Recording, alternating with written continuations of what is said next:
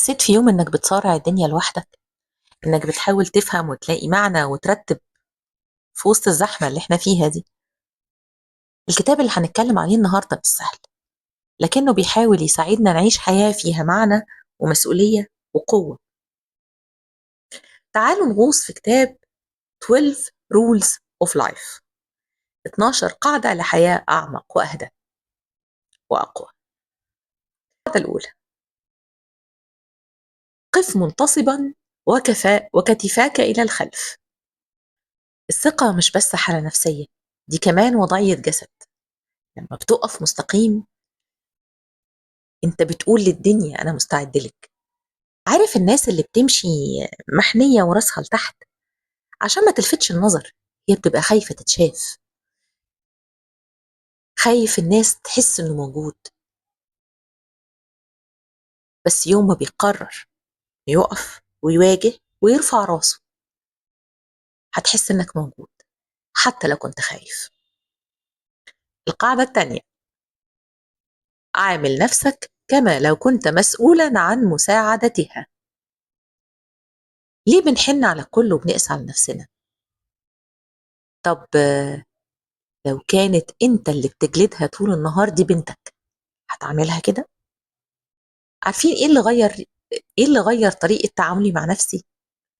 لما بدأت أكتب رسائل لنفسي كأنها رسائل جاية من صديق.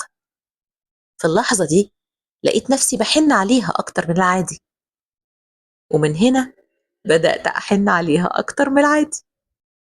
القاعدة الثالثة: كون صداقات مع من يريدون الأفضل لك.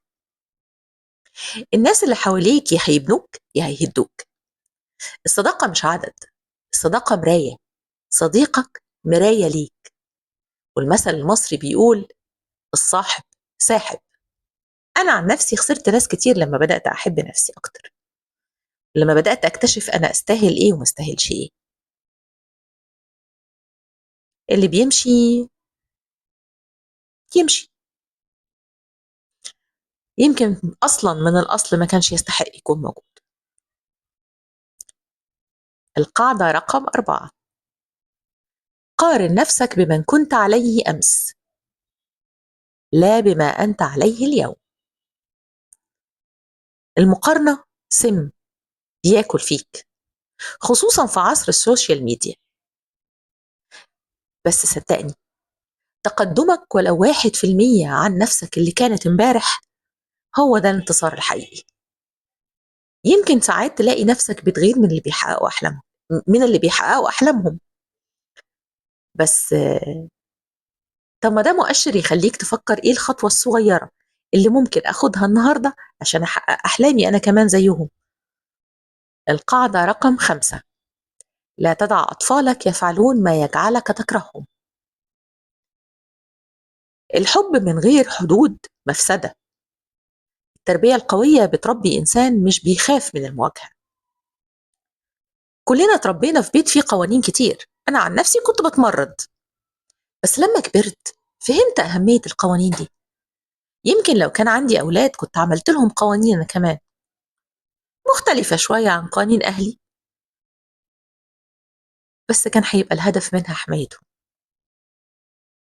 أكيد الهدف كان هيبقى حمايتهم. القاعدة رقم 6: رتب الداخل قبل أن تنتقد الخارج. يعني إيه؟ قبل ما نتكلم عن المجتمع والسياسة والعالم ويصلحوا الدنيا إزاي، لازم نبص حوالينا. فوضى في محيطك في أوضتك هي فوضى جوه قلبك. أقول لكم على سر: في الأيام اللي بحس فيها إن الدنيا سودة وكل حاجة واقفة، برتب الدولاب، أنظف المكتب، بلاقي الهدوء بدأ يرجع جوايا. النظافة والنظام طاقة وحياة. القاعدة رقم 7: اسعى لما هو ذو معنى لا لما هو سهل.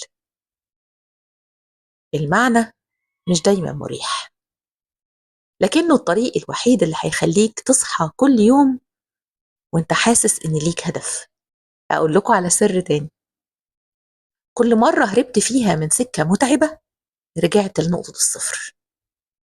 كل مرة مشيت طريق صعب بس كان فيه معنى. كبرت حتى لو كان الطريق مؤلم شوية. القاعدة 8: قل الحقيقة، أو على الأقل لا تكذب. الكذب بيخلق واقع وهمي وده بيدمرك. الصدق حرية. كل مرة هتقول الحقيقة في موقف كان ممكن تهرب منه بالكذب هتخسر ناس، لكن هتكسب نفسك. القاعدة رقم 9: افترض دايما ان اللي قدامك يعرف حاجة انت ما تعرفهاش. لما تسمع كويس اللي قدامك، الاستماع فضيلة. كل شخص مر في حياته بحاجة انت ممكن تتعلم منها. اتعلم من الناس حتى لو مش بتحبهم. واحدة مثلا من أكتر المرات أو من أكتر الجمل اللي علقت في دماغي كانت جملة ست بسيطة كانت بتساعدنا في البيت زمان قالتها، وكان فيها حكمة السنين. القاعدة رقم 10: كن دقيقا في كلامك. الكلمات مش بس وسيلة شرح، الكلمة يا بتبني يا بتهد. لما هتبدأ تعبر عن احتياجاتك بوضوح، حاجات كتير حواليك هتتحل. لكن لما هتفضل تقول أنا تمام وأنت أصلا مش تمام، ده هيكسرك أكتر. القاعدة رقم 11: لا تزعج الأطفال عندما يلعبون. سيبوا الأولاد يتعلموا من الوقوع. الخوف الزايد على الأطفال بيمنعهم من الشجاعة. أنا عن نفسي لما بدأت أسمح لنفسي إنها تغلط وأحاول تاني، حسيت إني بكبر وبتعافى. مش لازم أكون كاملة عشان أكون كفاية. كفاية إني بحاول، إني موجودة. القاعدة رقم 12: داعب قطة عندما تصادف واحدة في الشارع. في وسط الزحمة والمعاناة اللي احنا عايشين فيها، اللحظات الصغيرة هي اللي بتداوي الجراح. بس المهم إننا نسمح لنفسنا نشوفها ونعيشها. في فترة من أسوأ فترات حياتي، أنا فاكرة كنت عند ستنا نفيسة. جت قطة طلعت وقعدت على رجلي، طبطبت عليا وشدت إيدي وطلبت مني كمان إني أطبطب عليها. لحظة بسيطة، بس في اللحظة دي افتكرت إن لسه في أمل، وإن ربنا بيبعت رسايل تطبطب بيها على قلبك وإنت تعبان. كده الكتاب خلص وال12 قاعدة خلصوا. مش لازم تطبق ال12 قاعدة كلهم مرة واحدة. اختار واحدة ولا اتنين ابدأ بيها. ولو سألتني رأيي هقولك: رتب المحيط اللي انت قاعد فيه، الأوضة، الدولاب، المكتب. اهتم بلبسك في كل مرة، حتى لو نازل تجيب عيش البس كويس. وقول لنفسك كلام لطيف. افرد ظهرك وانت ماشي وبص للدنيا في عينها. جرب كده ومش هتندم. احكولي في التعليقات ايه اكتر قاعدة من دول حسيتوا انها ريليتد ليكوا اكتر. واستنونا في ملخصات وخواطر عن كتب تانية. لو أول مرة تشوفوني، أنا رشا، وده على جناح حكاية.